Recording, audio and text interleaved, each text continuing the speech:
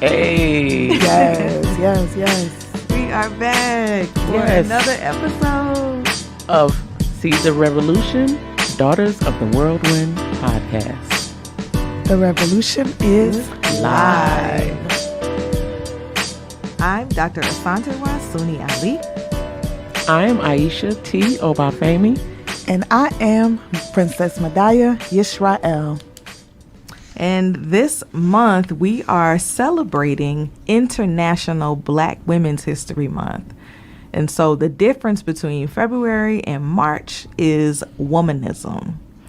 Sha Battle, who is a local Atlanta activist and native, actually created International Black Women's History Month in 2015, and it was declared as an official celebration here in the city of Atlanta at that time. And so this month we will be honoring the international history of Black women throughout the African diaspora, on the continent and throughout the diaspora. So we're excited for that. Very we have excited. some Very excited. wonderful guests this month. And let's start by just kind of checking in, because today we're talking about public health. Yes. So I'll start by just saying that I'm feeling pretty good overall. I think that I take life day by day, and I know that we'll talk about some of this when we get to the People Want to Know segment, just around like how to take care of yourself on a day-to-day basis. But I do think it's important for our listeners to know that you should check in with yourself in the same way that we're taking a moment now just to say, how are you? Right. Or even how am I? Start with yourself and then check in on your loved ones to just really see how they're doing and see what ways that you can either help or put them in, contact with someone who could help. Or how they can help you. How they can That's help true, you, too. right? How it can be mutual. So yeah, that check-in is important. So I'm doing well overall. Okay. How about y'all? I'm doing well. Thank you for asking. That check-in is so important. I actually am doing really, really well mentally. I started therapy maybe like a month and a half ago, and it has truly given me a different, sense of understanding, being able to talk to someone who has no They don't know you. yeah, you know what I'm saying? They don't know me, so they can't be biased towards what I'm maybe bringing to them. They can give me complete, honest thoughts and process, what I'm giving them, and give me complete, honest solutions to, issue if I have an issue, or just if I just want to speak about what's going on. So yes, I'm my mental is really well. I feel like physically I'm doing great. I've been on a liquid fast. Today is my 23rd day. Actually more than 23 days. It's my it's my 33rd day. Okay. Oh wow. Well, it's going well when yes. you lose Right, count. when you it's a 10-day difference. Yes. That's Wow. significant. It ends actually on the 30th. In the last 7 days, I'm actually just doing all natural, organic grape juice, pineapple juice, and water.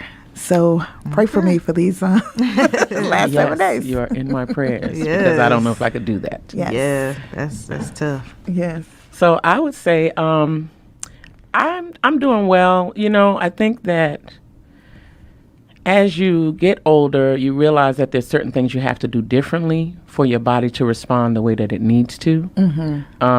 So, I was always very, very active and the gym person, right? And even outside walking, which I still love to do that. But I have been thinking more about not going so hard in the gym so that I'm not putting so much strain on my body, and doing more stretching, Pilates, yoga style. So I've been doing a lot of that, and it actually makes me feel better. I've been doing my intermittent fasting for, I don't know, about a month and a half. Started Nice. back doing that, and that helps. You can already see the difference. I feel the difference. I feel better. I feel more clear. And then because I work so much and travel a lot doing that, I am definitely taking the time to take the days that I need to just sit still, you know, and work, you know, from one place and not doing so much, which allows me mentally to, you know, be more, be more in tune. So, yeah, I'm feeling really good. Yes. And one thing you just said, I just wanted to bring it out. Like, traveling and fasting, especially intermittent fasting, is, I won't say it's impossible. It takes discipline. And the fact that you're doing that shows just, it comes back to the discipline that, you know, we were given growing up. And it's not a, you know, I tell people all the time, choose the fast that works best for you. Right. Because people are like, oh my God, I want to do what you're doing. I'm like, make sure, test yourself that you can first. do it. You know, don't just jump into any fast. Don't just jump into any type of diet. All these diets out here. I don't diet. Yeah, I don't diet say either. it right now. I don't diet, but I do fast.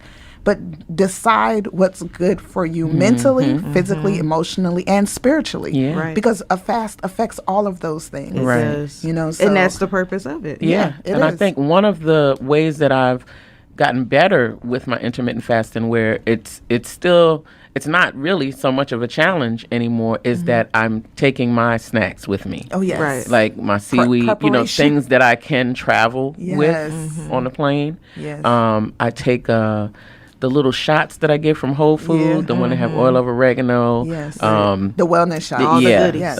Everything. So I take those, Good. and because you're allowed to go through TSA with them, even though they're liquid. I thought you couldn't, but I did it one time and forgot, and they never said anything. Yeah, so you now put me on. like, yeah. You put me on. So that's what I do all the time. I have 2 in my bag now. Yes. For when I get on the plane. Take it on the yeah. airplane. Yeah. So And it helps. that's key, preparation. Preparation, because even traveling And here, drinking more water. and drinking more water. When you drink water, people, it really helps everything. changes it Right. because you don't want to eat as much. Yeah. Right. Yep. You really don't.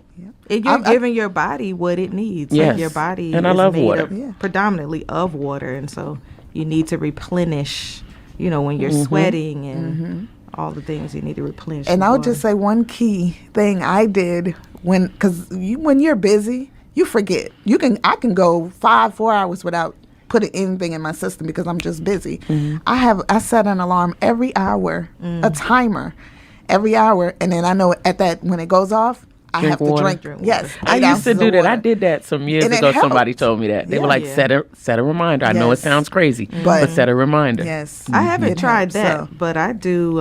I try to drink about 32 ounces every morning, like upon waking up. I Yes. try to start my day with that before I good. eat anything. Yeah. Yeah. And then that sets me up because I think the more water you drink throughout the day, the more your body will want. Yes. Yes. Yep. You know, and you kind of get your body acclimated to To it. receiving, you know, the adequate amount of water throughout the day. And it cleanses you out. Definitely, so, definitely. yes. Just keeps your gut happy. But I'll say really quickly on discipline. Yes. I always think of that Dead Prez song. Discipline makes things easier. Yes.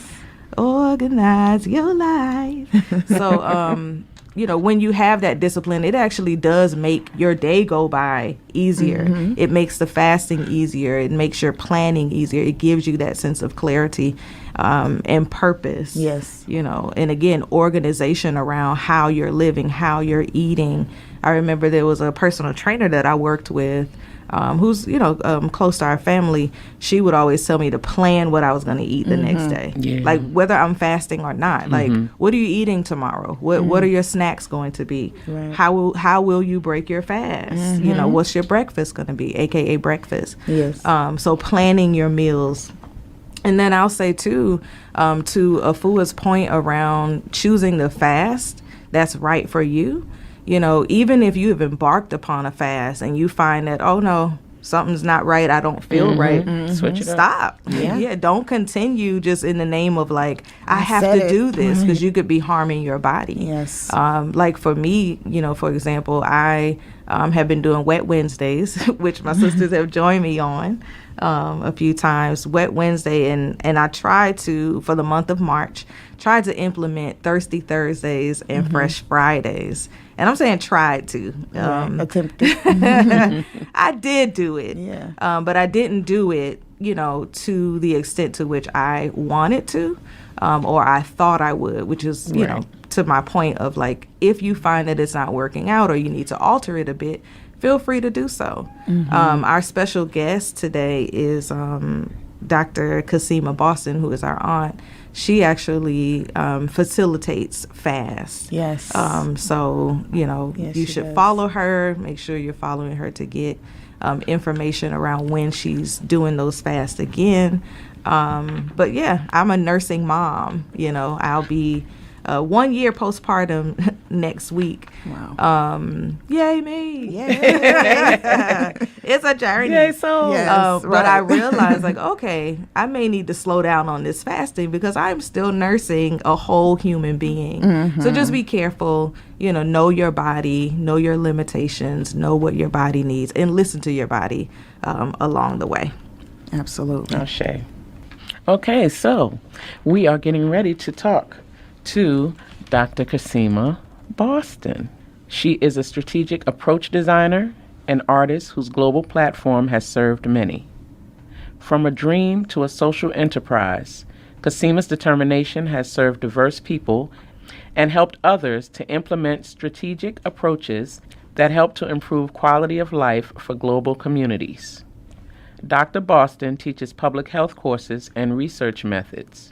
She is Chief Executive Officer of Goldenrod Consulting, co-founder of the Board of Directors of the Tallahassee Food Network, Incorporated, co-director of the Tallahassee Youth for Change Project, and advisory board member of the Moving Forward Network.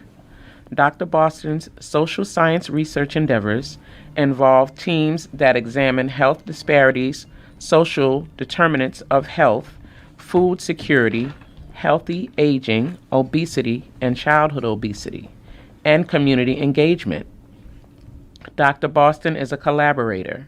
She partners with others in health planning and evaluation initiatives to support disease prevention and health promotion.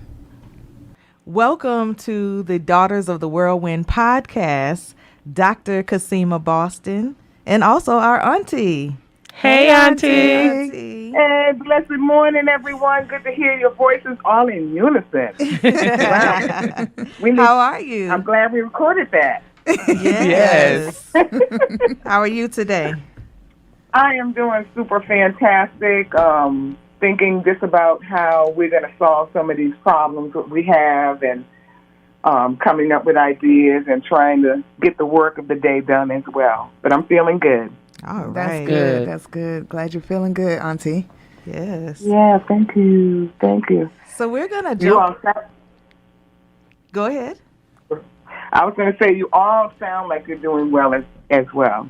Yes. We are. We Yes. are taking it Good. day by day. Yes. Day by day. Good. So Yeah. we're going to jump right in. And the name of your consulting agency is Goldenrod. And so can you talk a little bit about the significance of the Goldenrod, or even explain to folks what is the Goldenrod and how does it relate to your public health work? Wow. Yeah. Well, Goldenrod is a social enterprise platform to address public health challenges. Of course, the audience, I'm sure, knows that public health deals with the well-being of populations of people. So it could be a population in a small community, a rural community, a big city, but we deal with that kind of thing. So Goldenrod is something that name, a lot of people ask that question, how did you come up with that? But doing my grassroots community work, I used to do a lot of traveling on the road between these southern states. And one of the things I used to see a lot in the early fall is this beautiful, beautiful, I thought it was a weed, growing up and golden. It was golden on the top, and it would grow up really tall. And I'd see that every fall time, early fall to late fall, and it would be all over the highway. So one day, I decided to figure out what that was because it was so beautiful, and I found out it was an herb called goldenrod. Mm-hmm. And this herb can grow anywhere. It's so powerful. And it's a powerful herb in its properties, too. If you check PubMed, which is one of the search engines that we use in our field, you'll see they have all kinds of writings on goldenrod and its medicinal properties. So because it's an herb that can grow anywhere, it can survive anything, I wanted to take on that energy in the work that I do in public health, and I chose that name. And just as an incidental, in Florida, goldenrod is a protective herb. That means that you cannot pick it, you can't destroy it. It's actually one of those herbs that's on the protective list. Wow. That's good to know. Yeah, so that's where that term comes from, goldenrod. And you can buy that herb, purchase that herb, and it is a good blood cleansifier, but it's also a really good anti-inflammatory. Yes. Mm-hmm. Yeah. Awesome. Beautiful. So, what a beautiful metaphor. Yes. too. Yes. All the metaphors for us as Black people and particularly Black women as we think about our health and wanting to be protected, needing to be protected, and having those healing properties as well. So thank you. Yes, thank you, Auntie, for explaining that, because on the land that I live on, goldenrod actually grows wild, and we have picked it and made the tea at different times. We've actually, during one of our holy seasons, we gifted it to everybody who came and told them of the, importance of the goldenrod. So that's beautiful that you have, embraced the properties of it and are utilizing it in your daily activities and your daily business and work. So, Auntie Q, my question is, what advice would you give someone who wants to start an environmentalist foundation or project? Wow. That's a great question because, in terms of health, environment is one of the most strongest influences over health, over a person's health, the environment that we're in. And so right now we're having some serious environmental challenges, and that spurs on the birth of the environmental injustice movement. And so what I would suggest for someone that's interested in becoming involved in some kind of way in that movement, that's an international global movement, is to look up in your area and find out who's doing environmental injustice work in that area. And I'll share something with my father taught me as a teenager, your grandfather, is that you don't always have to start something. Sometimes you can lend a hand to the work that's already going on, and then that will inform you in a different kind of way on what gap you need to fill. So for example, when we were younger, we always had to volunteer. Every year, he would have us volunteer with an already existing organization.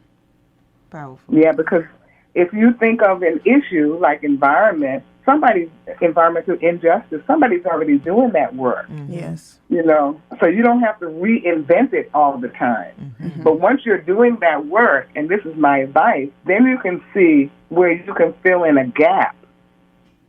And what I saw as I was volunteering throughout the South is that there was a gap in terms of linking the work that we were doing to better health outcomes. And that's the advice I would give to someone that wants to form an environmental justice initiative. Look and see what's going on already so that you can learn more, and then you can be more effective in whatever it is you decide the gap is that you want to fill.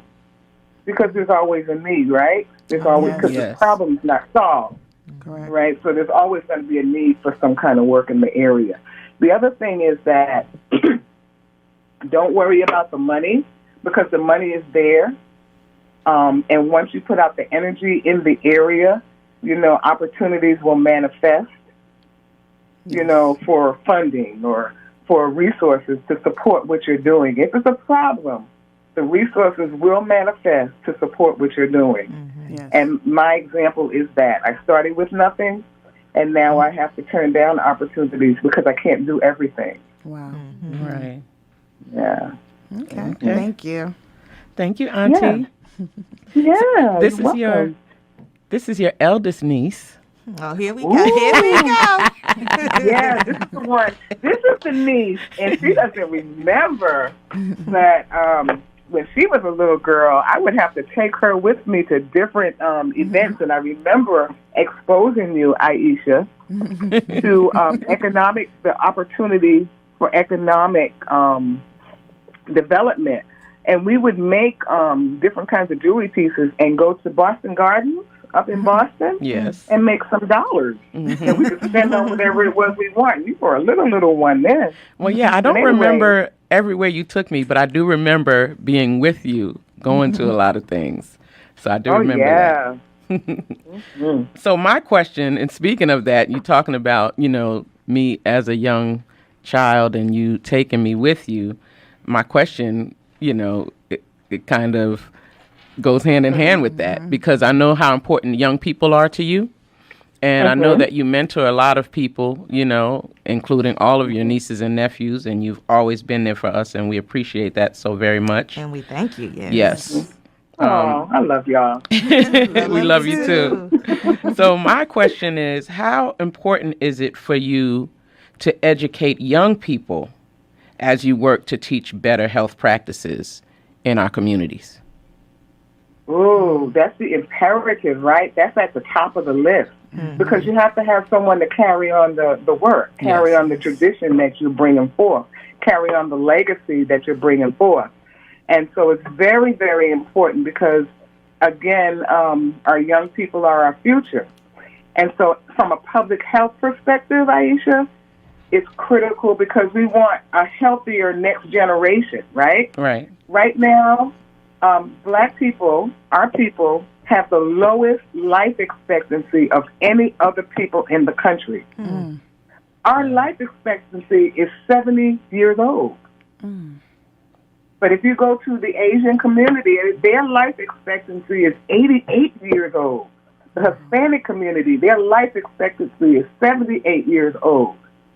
But for Black people, it's 70 years old. Wow. So we have to do something to turn this around, and it's within our young people, mentoring them on how do you dodge, bob, and weave chronic conditions. How do you do that? Because you can do it. Yes. People are doing it. Yes. So how do we bob and weave and kind of like not get them?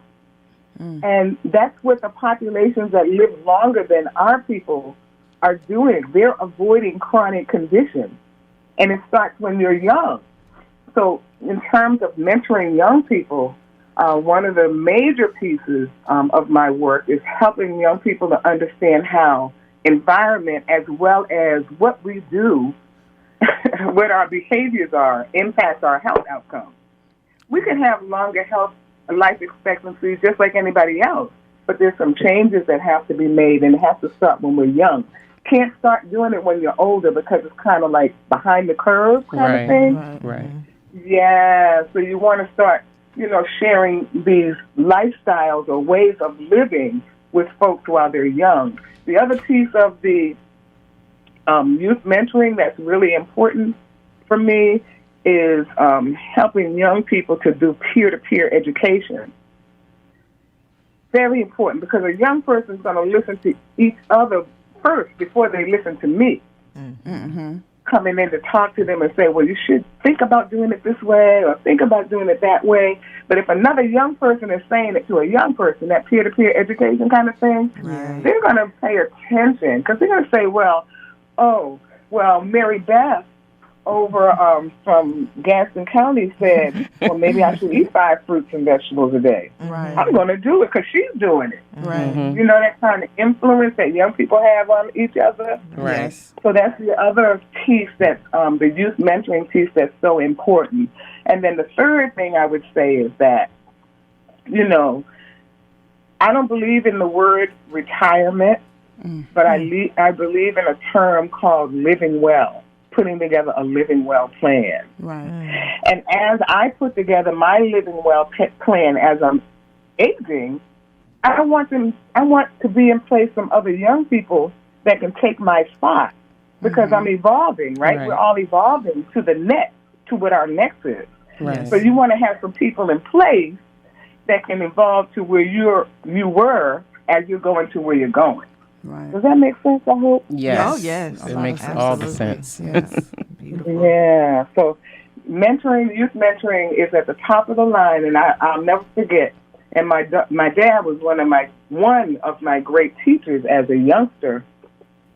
And I remember when he got to the point where he said to me, and he did youth leadership development work in his time. They just didn't call it that. Mm-hmm. But he did that. He trained so many young people. Mm-hmm. And I watched him. And I remember one day he said to me, he said, I'm dedicating the rest of my life to teaching young people. Mm-hmm. And I thought that was crazy at the time, because I was very young. Right. But I understand why he got there. Yeah. Mm-hmm. Because he wanted to mentor and shepherd in the next generation of leaders. Yes. To take over this work, because we know our lives are not forever. Yeah. So, yeah, those are some of the things I would say to mentoring young people. Thank you for that. I love it. Yes. You're welcome. You're welcome. I love these conversations, because these are, simple topics, but topics that need and should be, talked about. Right. Absolutely. Absolutely. Yeah. So we're going to close out our conversation with you with a few phrases and words that we want you to respond to with the first thing that comes to your mind. Okay. Are you ready? I'm ready. All right. So the first word is health. Well-being. The second word is Black women. Foundation of the family. The next one is, who is your favorite revolutionary? I'm biased. My dad. And his name is? Alagro Degbelola. All right. Yes. But I would also say Fannie Lou Hamer. Okay. Mm-hmm. Nice. A book That's a hard one. It is. Mm-hmm. A book that everyone should read. Value in the Valley. Could you share the author? Iyanla Van Zandt. Mm-hmm. All right. And the last one is your prayer for the next generation. My prayer for the next generation is that they take the lessons from the experiences of those shoulders on whom they stand consciously,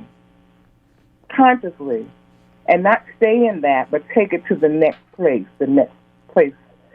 take it to the next level. Mm-hmm. That's my prayer, that they remember to do that, that they remember the shoulders on whom they stand, those ones that came before them, those ones that sometimes they didn't like, but they had a good message. Yes. Sometimes your parents, get mad at them for certain things, but they had a good message for you. But they take those lessons from remember the shoulders that they stand on and the lessons of those people, and take it to the next level. Okay. That's my prayer. Ashe. Ashe. Thank you for your time today. Yes. You're so we know welcome. that you're very busy. It's been an honor to talk with you all, and I'm so thankful for this platform. One of the reasons why I wanted to be here is because I think, I wanted to reach the audience that you have in hopes that we can continue to educate, converse, and move that conversation and education to action.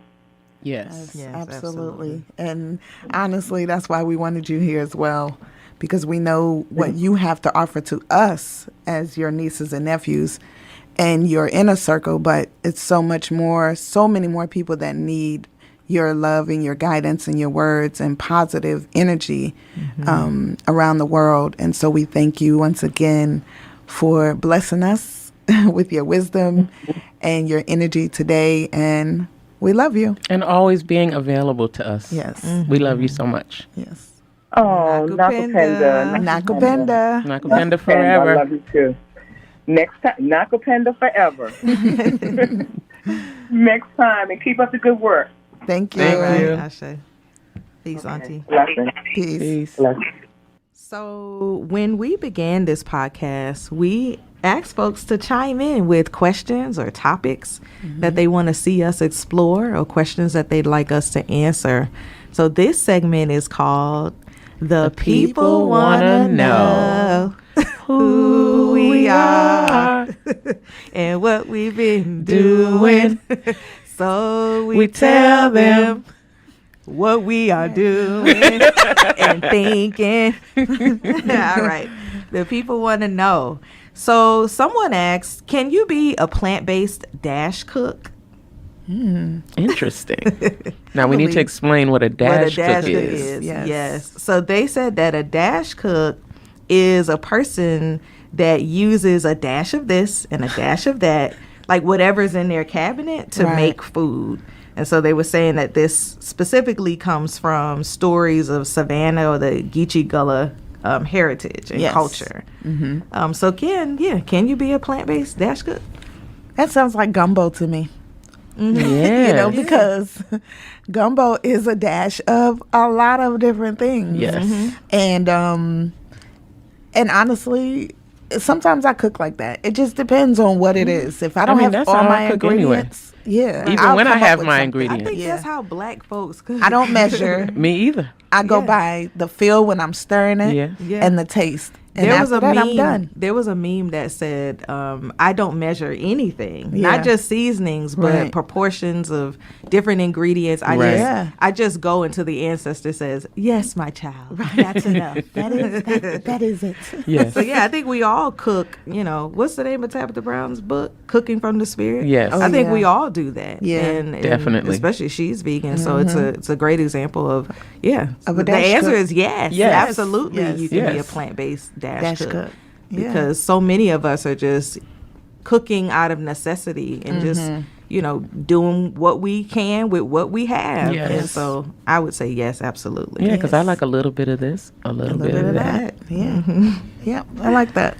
Yep. And then someone else asked, can you talk about the truth about balancing life? Is this concept real? It is absolutely real. Coming from a woman who is, as we all know, we're all mothers on this podcast, balancing motherhood, wifehood, sisterhood, just being a womanhood, period. In the hood. Or out the hood. Wherever you are, balancing that is, I think it just comes with experience. It's not written in a book. It's not, you can look at another woman and say, oh, I like how she's doing it. And it comes from examples. And that's a way to do it too. I can look at my sisters and say, okay, I like how they balance that, and then I can say, okay, let me see how I can place that in my daily activities and see how it fits, because the way someone else balances their life may not fit the way you need or can balance your life. Right. So I could say for me, honestly, what I do, I get up at 5 a.m. for prayer. That helps me. If I don't get up for prayer, I feel like I forgot something for my day. And of course, that means I forgot to place the Creator in my day from the very beginning. And at 5 a.m., it's still dark outside. So sometimes I get up for prayer, I may go back to sleep. Sometimes I'll get up for prayer and then I get my day started. So it just depends on, what my mood is for the day. But every time I do it, I feel great. And that helps to balance my complete day. And then I pray 3 times a day. I pray at 2 p.m., that helps me balance out my afternoon and get more focused. Then I pray right before I go to sleep. And in between those, I write down what I need to do. I have a to-do list. And I didn't always do it. My husband encouraged me to do it because he's the type, he'll give me a list and then by afternoon, he's like, so what did you get done? And I'll look, I'm like, oh, I forgot what you said. I may have got one thing done, but now I write the list and it makes me feel more fulfilled when I can put check marks, check off, and say, oh, I did this. And then I have something I know, okay, my day was fulfilled because I was able to check off majority or all of my list. And yeah, that's how I balance mine. Well, I think that it is definitely necessary to balance, because you could start and in your mind you have 10 things. Yeah, I'm going to do this today, do this today, do this today. And like you just said, a fool, you might look back and like, wait a minute, I only did 2 of the 10 and I had how many hours? Right. So what was I doing? Facebook scrolling. I can definitely say my social media time has been cut drastically. Yeah. Like I'm not even on it as much as I used to be. Congratulations. You know, and it feels so much better. Yeah. And I don't even try to manage like all of them.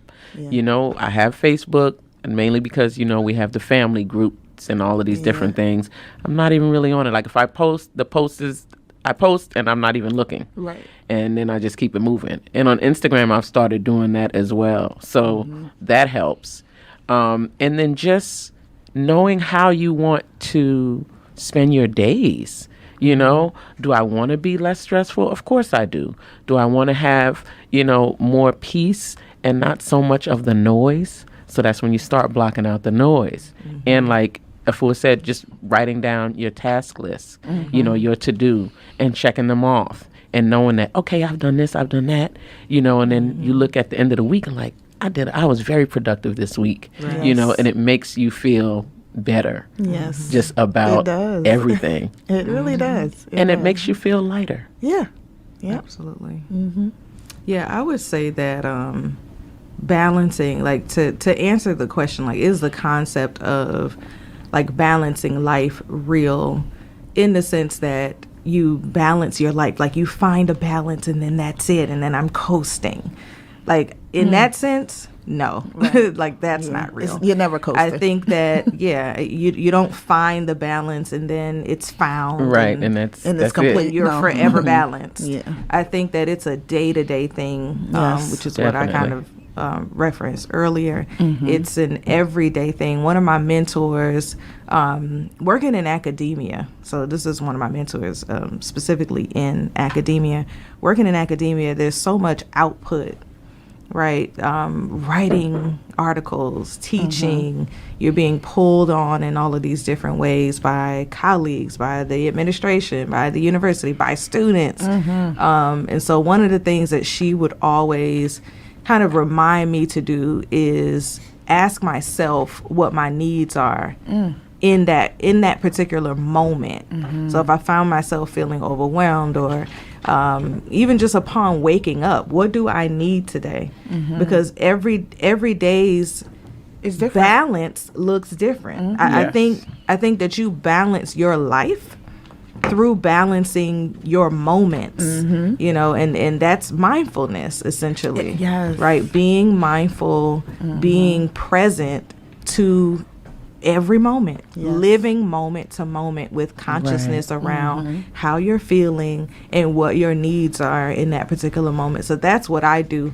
I don't necessarily think about balancing my life anymore. Right. Especially after you have so many things going on. Like Afua said, like, if you know, you're playing these various roles, you know, as wife, as mother, you have multiple children, you know, you have a lot. And so thinking about balancing your life could feel like overwhelming. Yeah, this big feat versus like, how do I balance this day? How do I balance this moment? And then how do I remind myself to balance the next moment and the next moment as they come? So I wake up in the morning and I say, okay, my neck feels a little bit cramped, you know, or I nursed in a really awkward position. Let me go ahead and kind of work out these kinks. Let me, you know, stretch my back, stretch my neck a little bit. I'm really thirsty. I didn't drink enough water. You know, it's checking in also. Like, did I drink enough water yesterday? Because you're going to feel that the next morning. So it's really about, you know, assessing yourself moment to moment. And I would start with just asking, what do I need? Like, what do I need right now? My body needs water. I need to stretch. I need to eat. what kind of food do you need to eat? Right. Your body knows that. Right. If you ask and you really listen, Yes. like, oh, okay, I need fruit, or I need something fresh, or I need a green drink, Yes. or I need some soup, I need something warm. Your body will tell you. It will tell you. Yeah. So, And meditation helps too. I didn't say that. I meditate before I even get out of the bed. And that helps because it's like, you think about, what do I need to do? What would I like to do? What is my focus? And meditation helps with that. And it helps to bring me peace. It helps to bring me balance. And that's something, that I have found over the years that really Works. I appreciate it. Yes. That's good. yeah, That's to good. set those intentions. Yeah. And then meditation doesn't have to be like, Right. Well, it's definitely not for me. It could just be being still, Yeah.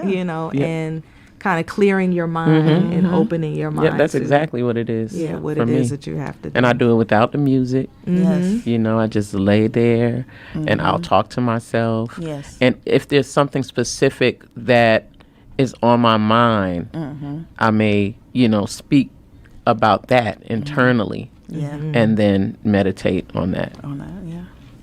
Yeah, I agree with that. I've done that plenty of times. Lay there and say, oh, or I'll reflect. Really, truly, what I find myself doing, if I had a dream that woke me up, I'll sit there and meditate on that dream for a while or that vision, because to me, a lot of my dreams have become visions of what's coming to happen or what has happened and how I need to readjust so that I can make sure that it doesn't happen again. Right. And I'll sit and reflect on that, and I'll write down my dream, something that, Auntie Qasimah and my husband always tell me repeatedly, write it down, write it down, write it down. So I've become accustomed to doing that, especially if it's something that is so vivid in my mind that I wake up and I'm ready to talk about it. So I write it down, and then I just think about why that vision came to me and what I need to do about it. And sometimes it's not even a physical action that you have to do. It's something mental, and it's just something that you had to release. So I think it's important. All those things helps to balance, Right. And I think it was important what you said, Aiyisha. I believe you said it, of really concentrating on what, or maybe Asantewa said it, I don't know. You sound alike. We said it don't matter. We both said it. Yeah. Right. Concentrating on what you need, Yeah. what your body is saying. I Definitely. need this right now. And I know for me, like you said, if I wake up and I have a slight headache, I'm like, oh, where's my water? So I keep water right by my bed. As and do drink, I. As do I. As soon as I drink it, I feel so much better. It just flows through, and it feels like my blood is jumping up like, yes, thank you. I Thank needed you. that. So it's so important to be mindful of what your whole body needs, which helps to balance your daily activities. Yes. Yes. And I'll say one last thing just to this question, because it's a great question. So It thank you is. for asking it.